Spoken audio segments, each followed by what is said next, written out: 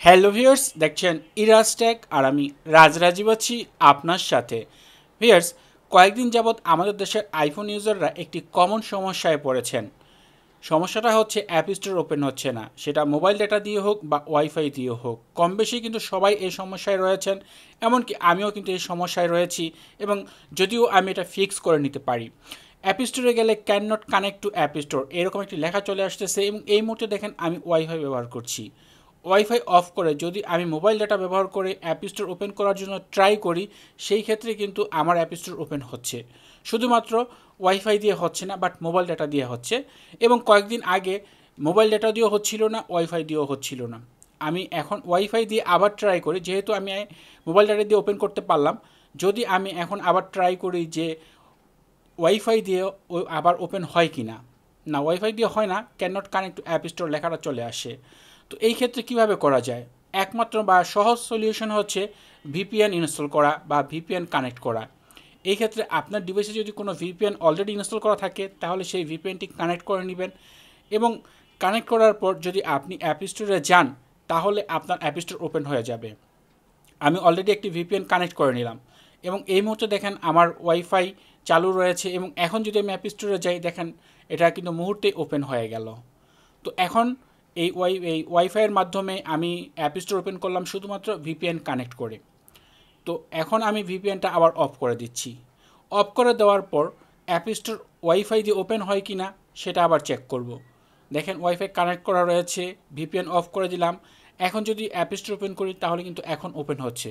এবং এটা হয়তো আগামী 24 ঘন্টা এভাবেই ওপেন হবে। নেক্সটে হয়তো বা আবার এই প্রবলেমটা ফেস করবো আমি, বাট যদি তখন আবার এই ভিপিএন কানেক্ট করে ওপেন করে নেই, তাহলে এইটা আবার সমাধান হয়ে যাবে।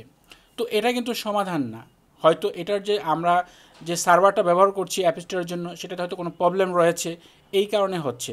বাট আপনার ফোনে যদি কোনো ভিপিএন ইনস্টল করা না থাকে, যদি আপনার অ্যাপেল আইডিতে কখনও ভিপিএন কোনো একটা ইনস্টল করে থাকেন, তাহলে কিন্তু যদি can not connect to app store লেখাটা চলেও আসে, তারপরও আপনার অ্যাপেল আইডিতে গিয়ে সেখান থেকে পার্চেজ অপশনে গেলে আপনি এখানে এ যাবৎকাল যত অ্যাপ আপনি ডাউনলোড করছেন তার লিস্ট পাবেন।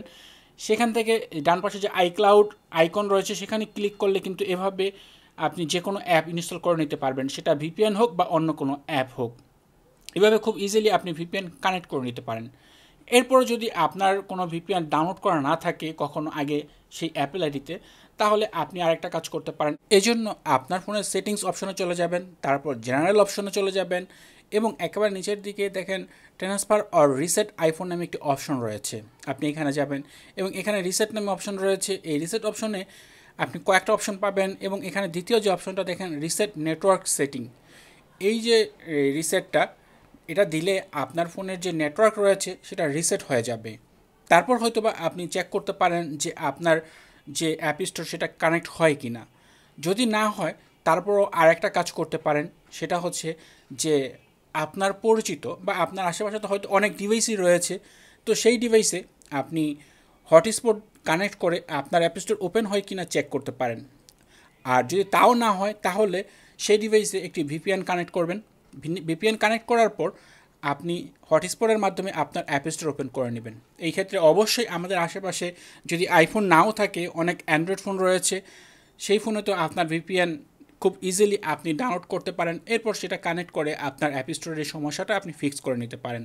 তো এই ছিল আজকের ভিডিও, যে কিভাবে আপনার যে অ্যাপ স্টোরের সমস্যা রয়েছে এটা ফিক্স করতে পারেন। খুবই সাময়িক একটি সমস্যা, হয়তো কিছুদিনের ভিতরে এই সমস্যাটার ফিক্স অ্যাপেলই করে দিবে।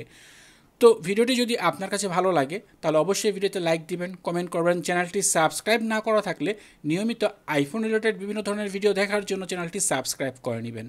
কথা হবে পরের ভিডিওতে। সে পর্যন্ত ভালো থাকুন, সুস্থ থাকুন। আল্লাহ হাফেজ।